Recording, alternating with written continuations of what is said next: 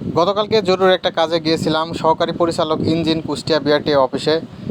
যেতে যেতে হতাশ হয়ে ফিরে আসতে লাগলো। হে এভরিওয়ান, কী অবস্থা সবার, কেমন আছেন? ট্রাভেল উইথ বাঁধন ফেসবুক পেজ থেকে আমি বাঁধন আপনাদের সাথে সবাইকে জানাচ্ছি নতুন এই ভিডিওতে স্বাগত।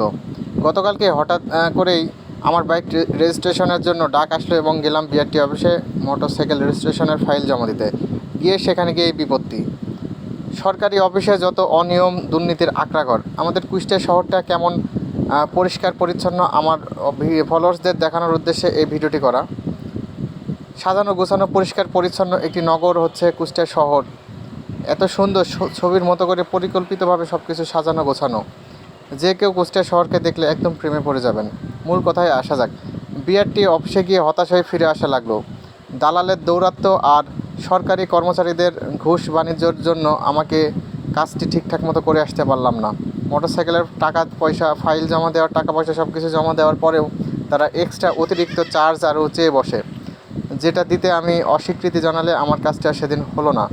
কিন্তু বাইরে এসে অন্যান্য লোকদের সাথে আলোচনা করলাম, এক দালালের সাথে কথা হলো। উনি মাত্র 1500 টাকাতে যে কাজটি আমাকে করে দিতে চাইলো, অফিসের সরকারি কর্মচারীরা সেটা প্রায় 5000 টাকা চেয়ে বসেছিল। সো সরকারি অফিসের কাজ যেহেতু দালাল ছাড়া কখনোই সম্ভব নয়, তাই দালাল ধরেই করে আসলাম। আর আমাদের কুষ্টিয়া শহরে প্রবেশ করব। আমাদের কুষ্টিয়া শহরের এই যে ট্রাফিক মামা আছে, লাঠি হাতে করে দাঁড়িয়ে আছে, এদের জন্যে আমাদের বাইকারদের যত সমস্যা। রাস্তাঘাটে 3 হুইলার অবৈধ যানবাহন চললে তাদের কোনো সমস্যা নাই, কিন্তু আমরা বৈধভাবে ড্রাইভিং লাইসেন্স এবং কাগজপত্র নিয়েই গাড়ি চালালেই আমাদের যত সমস্যা। তো কুষ্টিয়াতে এনএস রোডে প্রবেশ করে ফেললাম।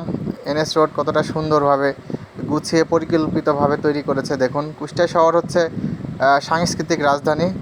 আস্তে আস্তে চলে আসলাম মুজিব চত্বরে। এটা আগে শাপলা চত্বর ছিল, এখন মুজিব চত্বর নামেই পরিচিত। সো আমাদের কুষ্টিয়া শহরটি কেমন লাগলো ভিডিওটি অবশ্যই দেখে কমেন্ট করে জানাবেন।